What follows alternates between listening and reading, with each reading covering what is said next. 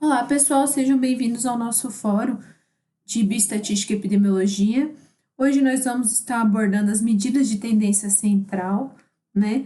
E para introduzir o conteúdo, pensem assim: vamos falar agora, vamos estar abordando um pouco de conjunto de dados, conjunto de valores. Então, pensem numa distribuição, igual essa aqui da imagem, que a gente tem uma distribuição de pessoas. A gente pode aqui, como nesse caso, está identificando algumas tendências em relação à concentração de valores.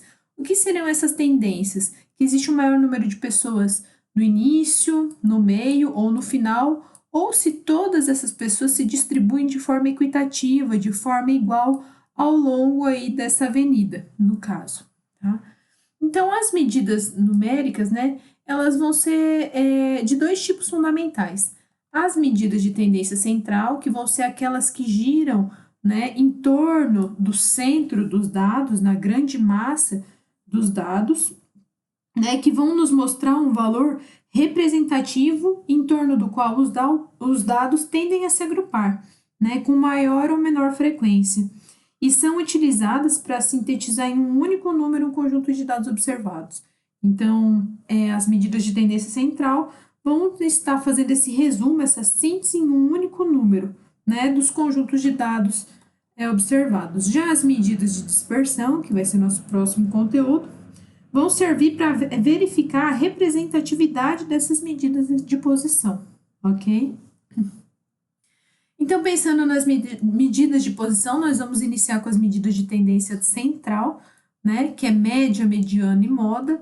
Essas medidas de posição, elas são estatísticas que nos orientam quanto à posição em relação ao eixo horizontal. Lembra lá, o eixo horizontal? Essas medidas de posição vão estar nos direcionando aqui, então, em relação a esse eixo. A primeira medida delas é a média, né? O que é a média? É quando eu somo todos os resultados, né, todos os meus números, e divido pelo número total de casos, né, pela minha amostra, né, podendo ser considerado um resumo da distribuição, né. Então, por meio da média, nós vamos estar identificando onde os dados mais se concentram. Então, a média, ela vai servir como um ponto de equilíbrio para a maioria dos conjuntos de dados, quando a gente está falando em dados de distribuição normal, nós vamos chegar nesse momento também, tá? Como que a gente faz o cálculo disso, né? A gente fala de média amostral ou média populacional, né?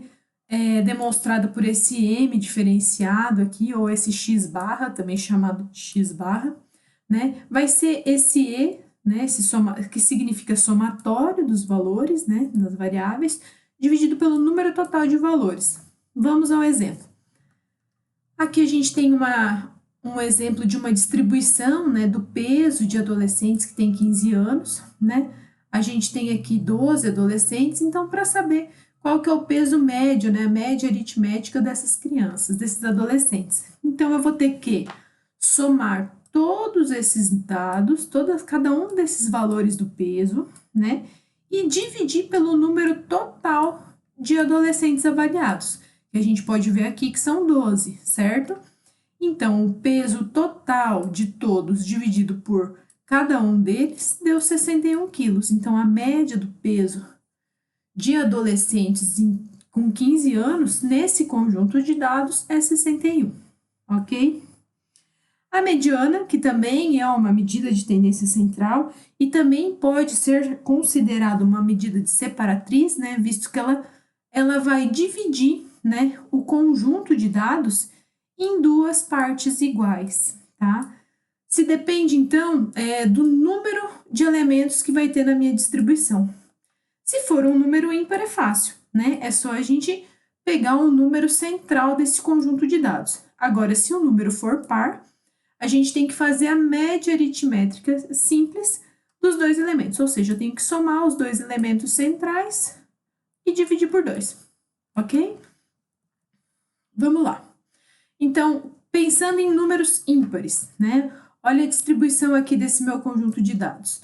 A mediana vai ser aquela que divide o conjunto de dados no meio. Então, eu tenho 5 números, o quinto elemento, o terceiro elemento vai ser aquele que vai dividir esse meu conjunto de dados em duas partes iguais, ok? Lembrando sempre que a mediana, né, a gente tem que verificar com os dados de forma ordenada. O que isso quer dizer, né? Se essa distribuição não tivesse em ordem crescente ou decrescente, eu deveria colocar ela primeiro em ordem crescente ou decrescente para depois identificar qual que é a mediana. Exemplo 2, né? O exemplo da vaca aqui. A produção leiteira diária de uma vaca durante uma semana foi de 10, 14, 13, 15, 16, 18 e de 12 litros, né? Então, a gente tem aqui 3, 6, 7. A gente tem 7 elementos, né? Qual que seria o elemento central? Então, a gente tem que fazer a distribuição dos 7 números, tá? A gente está vendo aqui, ó, que esses dados não estão em ordem crescente, então a gente vai colocar esses números em ordem crescente, ó, 10, 12, e a partir daqui a gente vai descobrir qual que é a mediana, né? O número que vai dividir, né, em duas partes iguais. Então, seria o elemento número 4, que é 14. Agora, quando eu estou falando em observações que são de número par, a mediana vai ser a média entre os dois valores do meio, né? Que vão estar na posição central. Lembrando, de novo, que esses dados têm que estar de forma ordenada, né? Então, aqui eu vou pegar um conjunto de dados, ó, um número par, né? Então, eu vou pegar os dois elementos centrais, né? Vou somar eles e dividir por 2, e vou ter a mediana, né? Então, nesse caso aqui, que a gente tem 8 números, a gente pega o quarto e o quinto elemento, soma, divide por 2 e deu que a mediana é 5,5. Aqui é a mesma coisa, né? Para ordenar os dados desses adolescentes e ver a mediana. Primeiro, a gente vai colocar em ordem crescente, diferente da média, que a gente só podia simplesmente somar tudo e dividir pelo número total, né? Somar os dois elementos centrais, achar os dois elementos centrais, dividir por 2 e encontrar a mediana. Fácil, né, pessoal? E a moda? A moda vai ser aquele número que aparece com maior frequência, ou seja, aquele que mais se repete, o valor ou categoria mais provável, né? Isso quer dizer o quê? É o valor que mais ocorre nessa minha distribuição de dados, nessa minha amostra. Por exemplo, aqui eu tenho um conjunto de dados, né, que tem 3, 6, 7, 8 elementos. A moda, nesse caso, vai ser o número que mais se repete, né? Qual o número que aparece mais vezes? O 7, né? Ele aparece 3 vezes. Então, a gente chama essa moda de unimodal. Por quê? Porque a gente tem um número que se repete mais vezes. Agora aqui, na amostra 2, nesse outro conjunto de dados, né? A gente tem aqui de novo, né? A gente vai ver o quê? Que o número 36 se repete 2 vezes e que o número 23 também se repete 2 vezes. Então, ao invés de eu ter uma moda, eu tenho duas, né? Então, assim eu chamo de bimodal. Já quando eu tenho um conjunto de dados que não tem nenhum número que se repete, né? A gente não tem moda, né? Então, é chamado de amodal. Tudo bem? Podemos continuar, né? Mas é simples, média, mediana e moda são medidas simples de calcular.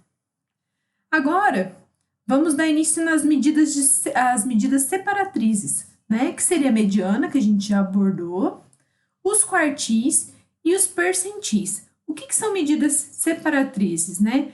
Elas não são de tendência central, mas tem a ver com a segunda característica da mediana, né? Ou seja, as separatrizes são medidas que vão basear a sua posição na série de conjunto de dados.